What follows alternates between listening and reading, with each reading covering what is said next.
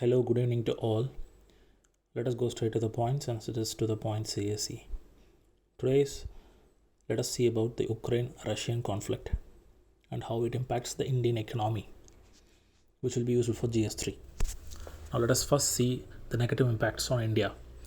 First of all, the import of sunflower oil, coal and fertilizers will be affected, as along with the vegetable oil. The second thing is export of coffee to the Ukraine will be affected since Ukraine is the largest importer of coffee, or one among the large importer of coffee, especially Indian coffee.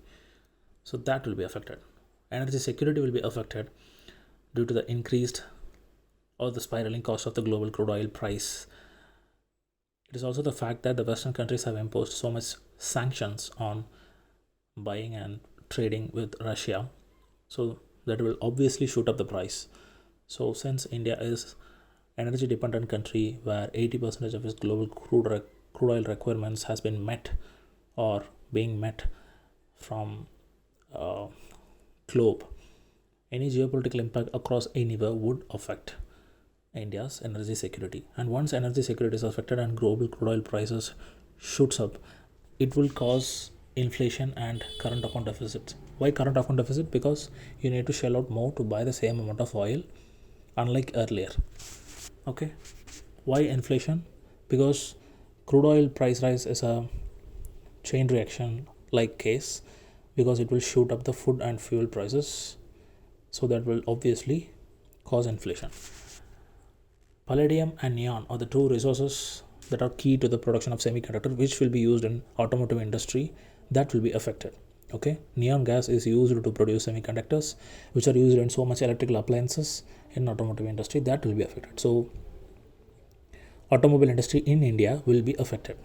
Then Indian pharmaceutical sector will be affected because Ukraine is the largest importer of our drugs. Food prices are rising in Middle East, North Africa, a so-called WANA region, especially in Egypt, Iraq, Syria, etc., because they are largely dependent upon wheat from Ukraine. Then of course Europe energy crisis, because 40% of the gas requirements of Europe is being met from Russia, and that is getting affected. And there are positive effects. In any war there are winners and losers, and in India's case there are some winners also, especially farmers who are exporting wheat, because as Ukraine is the largest exporter of wheat, the absence of Ukraine from the international market is going to get filled by India to a large extent. So Indian wheat farmers are getting benefit. Second thing is IT jobs are shifting or moving away from Ukraine. That will also be reaped by India. Thank you guys. That's all for today.